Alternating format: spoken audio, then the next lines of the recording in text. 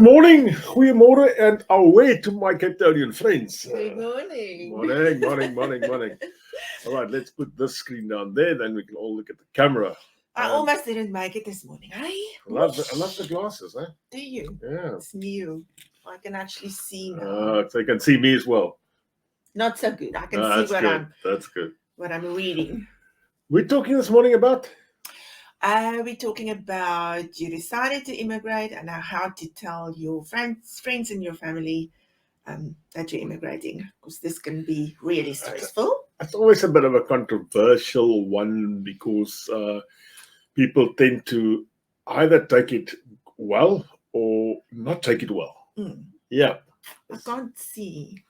It's because the cameras are in your face a bit this morning. So let's put you there. Can you see now? Better. Okay. All right.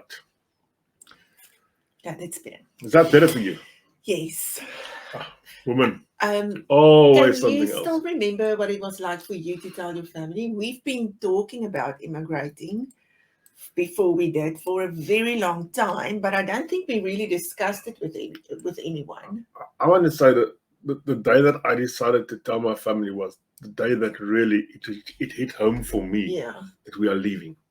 But we told them before we started with our visa application. Yeah. So we preempted, that's a nice word, eh? We preempted the whole thing and said, guys, we are really thinking of moving to New Zealand. We are thinking of going there and there, and this is what our process are. So they were with us during our whole process, from start up, from coming to the look-see and decide, all the way through to the application of the visa. So it wasn't as if we just rolled this fresh news one morning. Hi, we're leaving to New Zealand. We're getting on the plane tomorrow. I think it's probably a better idea to do it. To tell them before the time. Otherwise, you kind of have to struggle through it alone. But I also know that for some people, it's really not that easy. I know of a lot of people that their family just kind of didn't want anything to do with them after they said that they were immigrating. So then you kind of have to do it all on your own, which can be very hard. When we told Jan's mom that we are leaving, she was actually very supportive. Yep. She understood why we wanted to do it. When we told my mom, she was surprised, but she was also very supportive. I remember when we told my sister and her little daughter, my niece started to cry, and she was just like, I'm going with Jan. But everyone was very supportive. Yep. The other thing which hit me the most is when I realized if the day that I say goodbye to my father would probably be the last day that I see him in my life, and that was like that. So he died 3 months after we've left, and that was a bit hard for me. It was real difficult. Yeah. But then I can say that the feeling wasn't actually that us telling our friends that we were immigrating and the rest of the family didn't go off that well. My brother and your sister, they were all very supportive, but some of the friends were kind of... I had a few that blocked me on Facebook. Yes, I think it can be. I don't know what it is. Some people feel that you are a traitor. I don't think they've got the faintest idea of how much guts it takes to immigrate and how hard it really is. So they actually don't understand that they're making it very difficult for you. But anyway, that's just the way that some people... And then the natural question that normally popped out was that people said to you, so what's wrong with South Africa? And I was just thinking, goodness me, under what rock are you living? So we actually explained it to one or two people and then realized it's a losing battle and just said, nah, it's our own personal preferences. The thing is, it is everyone's choice. Yeah. And you can't make someone understand why you're leaving. So and really don't try it, guys. Don't try it. You'll lose that battle because those people are embedded in their thoughts. Just as much as you are embedded in your thoughts. So it makes it really hard. But anyway, Hard, as the Kiwis would say, eh? Yes. Hard, my friend, hard. Oh. I think what you must just anticipate is that there will be conflicting emotions. Conflict. Yeah. So I think probably even if our parents were very supportive, they were probably at home feeling very sad and very anxious about what the future will hold, because it is not easy. And if we knew that COVID was coming, I don't know how we would have. I would have still come. No, we would have, but I think it would have made it harder. Yeah, but it would have made it harder for us as well. Yeah. Yes. So yes, I think you must just realize that it is very important to tell your family and give them enough time to adapt to the idea of you immigrating. Don't just dump it on them a week before you're flying, because that can make it really hard. They have to kind of say their goodbyes. They have to say goodbyes. It's like losing a loved one. And it's the same with you. You also have to say your goodbyes over a long stretch of time. We were very lucky. We had a year to say goodbye. Oh my goodness. Because we had so many hurdles to overcome. It was a good year and it was a bad year. Yes. It was the best year of our life and the worst year of our life at the same time. So it was good. If I think back at that time, I would not want it over again. But I think back at it with my heart feels warm when I think of it. It was stressful, but it was a good time. We spent extremely stressful.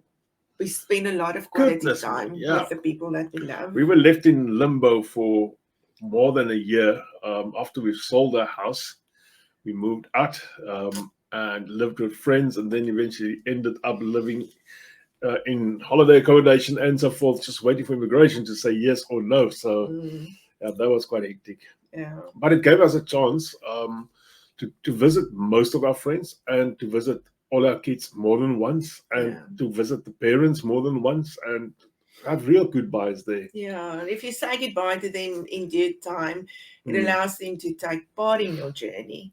And they can kind of get excited with you. Yeah. I hope they will. I have a friend whose parents, unfortunately, they didn't want anything to do with her after that. Still now, they've been here, I think 18 months or something, if it's that long, and her mom still doesn't want to have anything to do with it. And that's real really sad. Hard. It's so sad. And if you are that parent this morning, reach out to your kids.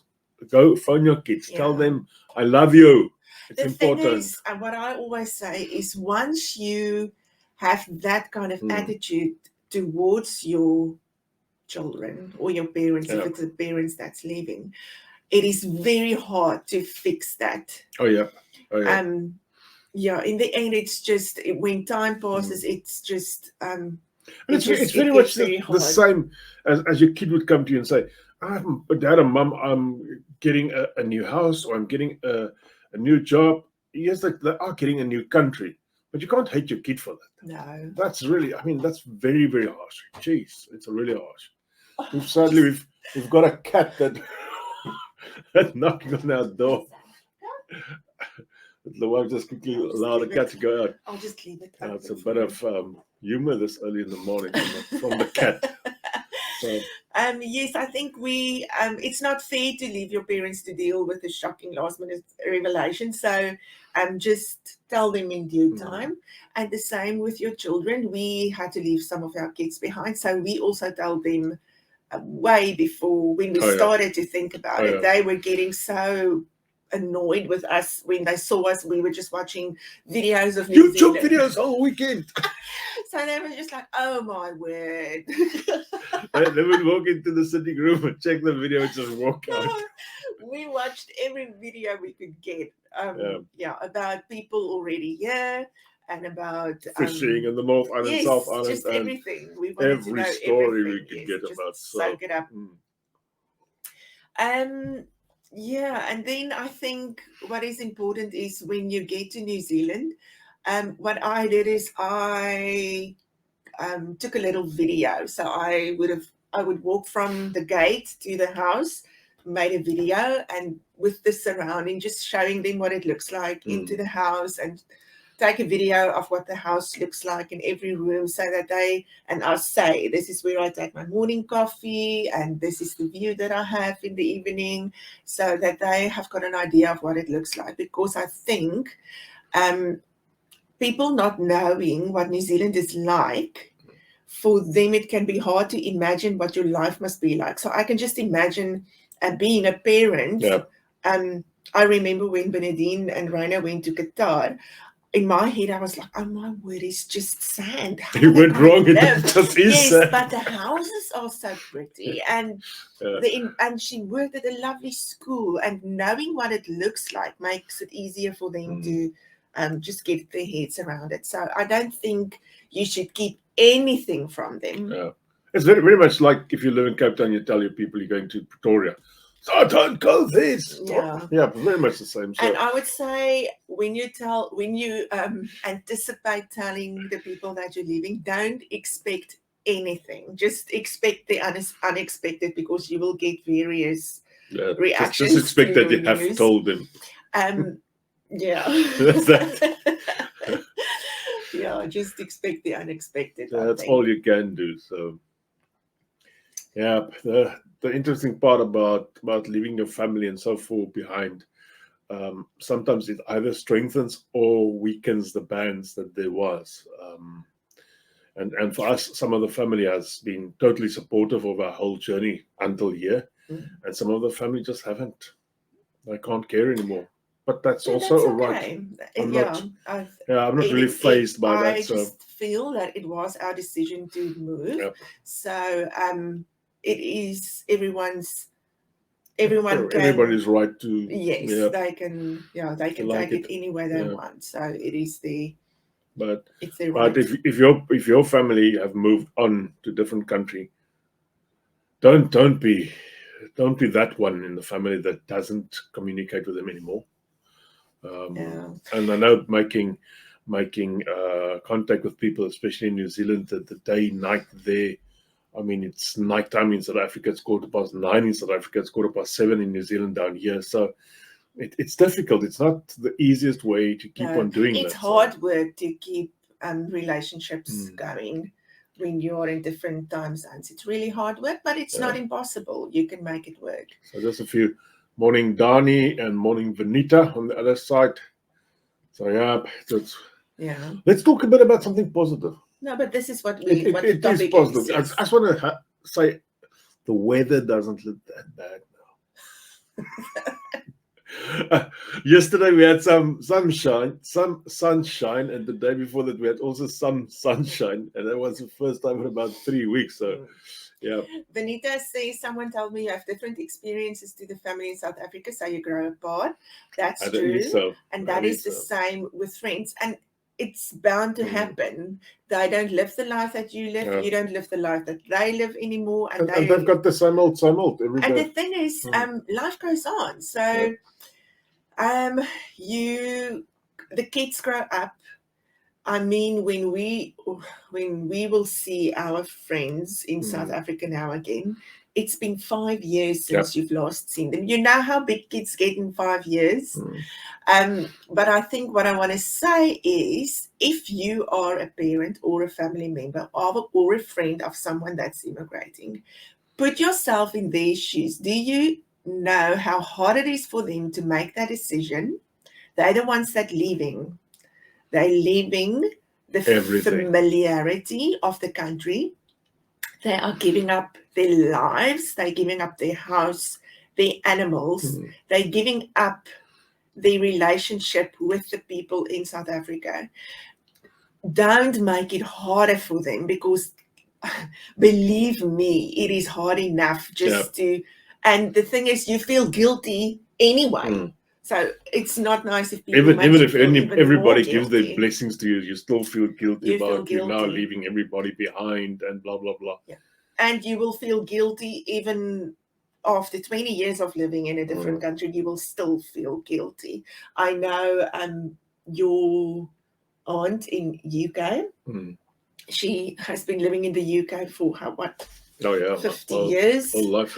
And she still feels guilty about leaving the family. So it is really not easy.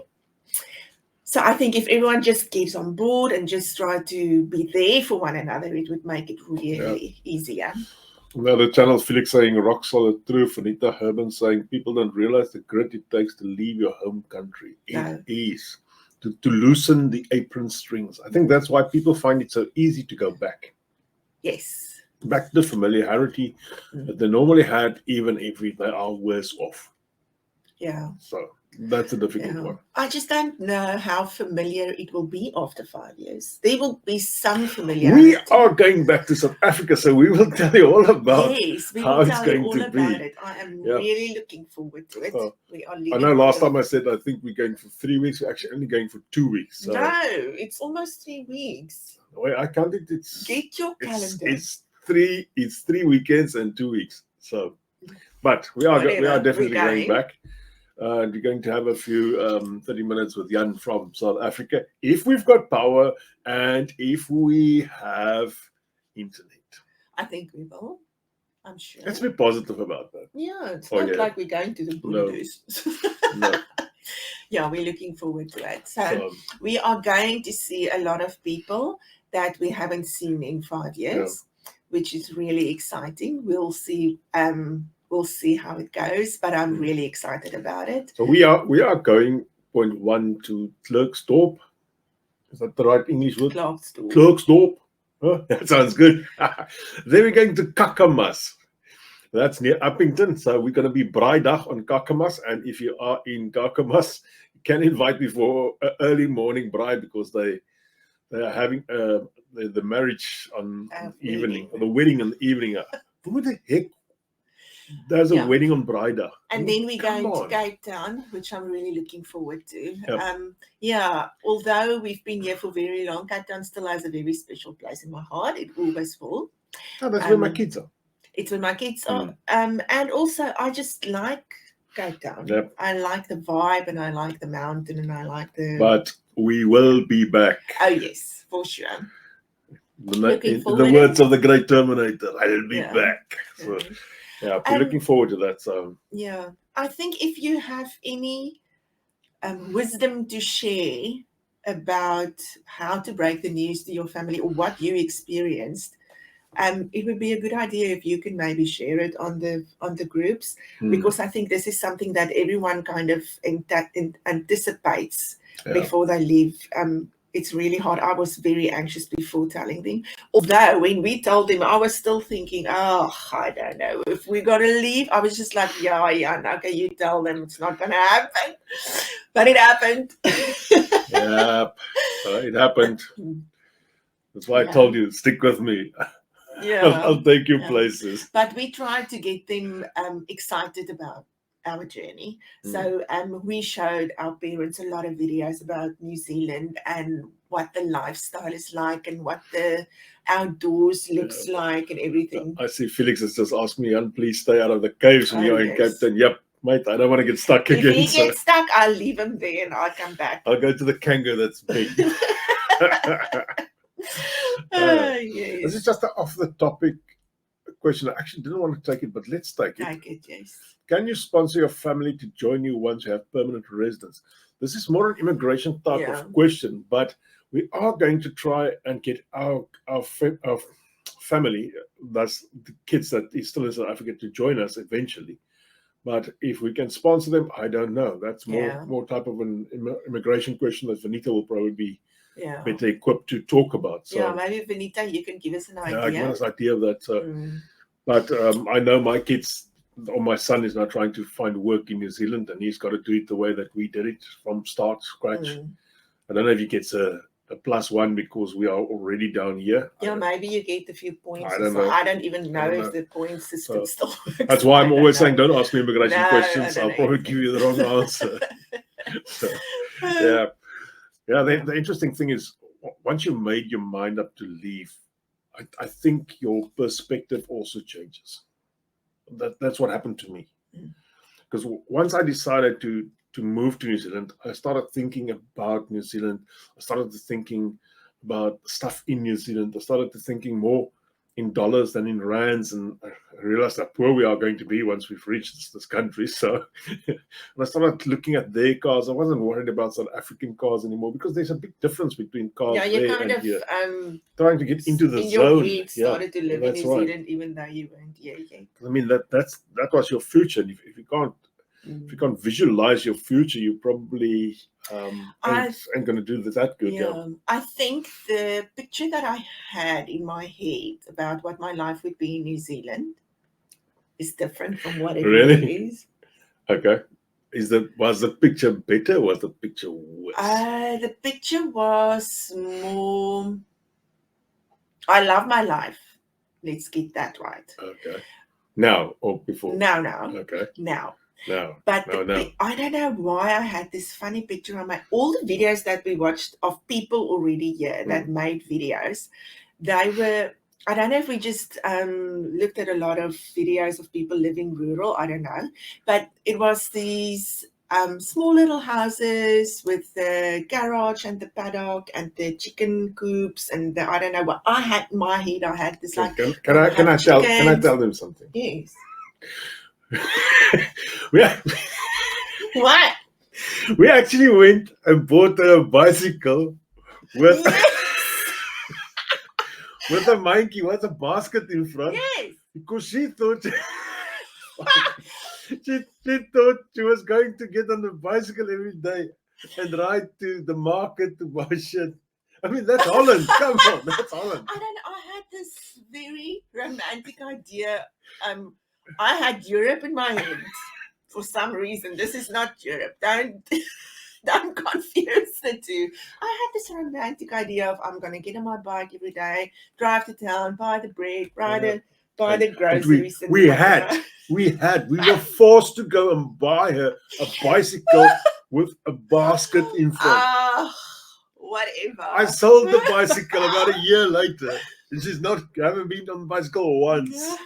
I think probably if we ended up living in a small town, I would have ride my bike to town and buy all this stuff. But Tauranga is quite big, and there's only a farmer's market on a Saturday. You still don't take your bicycle to the farmer's market. I'm not going to ride my bicycle from here to the farmer's market. Yeah, so life is, that's what I'm saying. I had this romantic idea of what life's going to be. I also thought I was not going to work, and I'm working. So before you didn't want to work. I didn't think I was going to. I thought I was going to be this farm girl. I'm going to take it to a farm to show you how a farm girl looks. Yeah, I was prepared to look like on Saturday, I'll go and buy you some gumboots just to get you in the right feeling. But you never wear them. No, I don't. You want to be a farm girl. You never wear gumboots. Where must I wear it now? In house. Yeah. Oh my word. Quick one. Jan Viljoen, I spend a lot of my time on TradeMe. That's a good place to be. The problem is you become. Oh, no, not the problem. You become accustomed to what things cost and what you can see. Oh, well, this thing is way too expensive. Or this ain't too bad, and so forth. So these days, stuff are just expensive on TradeMe because everything's a bit more up. Our experience. I mean, look over this thing. Our experience is telling our parents did not go down well. A lot of tears, and they felt we'd taken their 3 grandchildren away. That is the other side of the story. That is the other side of the story. That's the hard-hitting facts out there. But you must just remember, and I'm talking to the parents now, as hard as it is for you to see that your kids are leaving and they're taking your grandkids, we left our grandkids there. It's just as hard, and we still made that decision, and I would make it over again if I had to. It is really hard. The thing is just you must work very hard to keep your relationship with your grandchildren going. We have a very good relationship with the children. It's hard. We can't see them. We can't hug them. We can't go to their school concerts. We can't see them do ballet or whatever. But then also my daughter really goes out of her way to make us part of their lives. She'll take videos from ballet class, and yes, she really tries. It helps a lot. It helps. I hope this is the same one as the prior. After the parents came to visit us in New Zealand, they realized we made the right choice. And I think if we can get all of our parents down here one another time they would understand Just this put as that well. one up again. I think it's the same person. So Yeah. What really, that bottom part, a lot of pressure on us and the family, but in the end, we carried on with our plans, even though it was very difficult. Keep going, guys, and know that you are doing it for the future of your children.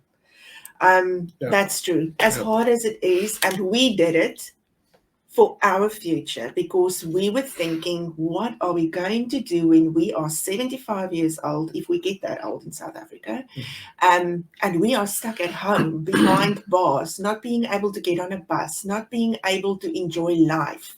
So we did it for ourselves, because we knew somewhere along the line our kids are going to leave the country, and then we would have been stuck down there all alone. And so I think what made it also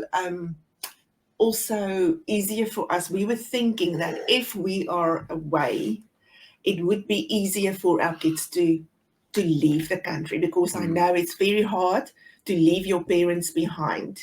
So we just thought, maybe if we're out of the country already, they would be able to leave, even if they don't come to New Zealand, even if they go anywhere else. Once we have the New Zealand passport, we will be able to visit them without any hassle.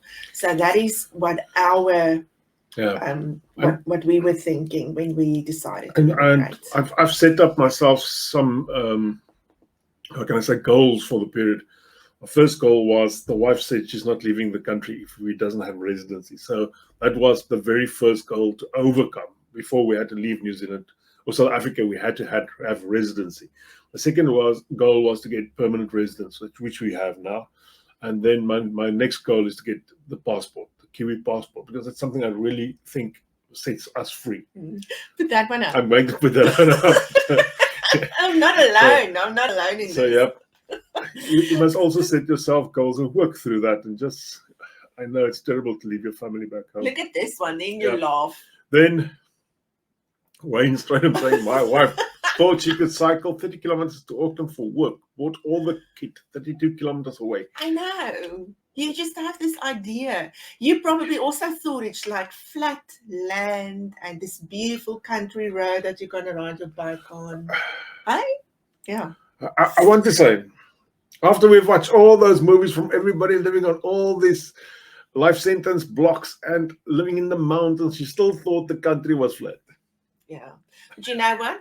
I wasn't disappointed. No, it was good that you had a picture in your head. Yeah. It was good, because that gave you something to look forward to. And still, if we drive the country roads and I see those houses with the chicken coops and whatever, I get this very warm feeling in my heart. I can honestly say that I love New Zealand dearly. This country has been so good to us. I don't want to get emotional this morning about a country. There's no tissues around you. But really, as much as I loved South Africa, this country is just something special. And let's face it, there is a few hiccups, but it can be rectified. And I think whoever leads the future in the political sense has got big shoes to fill. But there will be a need for some changes in this country, but it can be done. And I can tell you something now. After we had a function in Auckland over the weekend with 90 South African ladies, and what is the word that I'm looking for? She actually said, "Auckland, you rock." The ladies in Auckland, the samehorigheid, I don't know what the English word is. Togetherness, basically. I don't know, the compassion that they have for each other, and the way that they support each other, and just the way that they deal with everyday life with women around them. It is absolutely amazing. You won't get this in South Africa, I can promise you that. It is like at that function, everyone was just there for one another. And I think there were new friendships made. And I don't know, I just love them. I love the Auckland women. I can tell you honestly.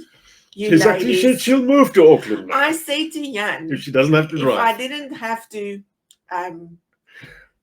ride my bike for 30 kilometers, Yeah, if Auckland wasn't that big, because I'm not I don't like the city driving, then I would actually move to Auckland. Auckland, yeah. I love Auckland.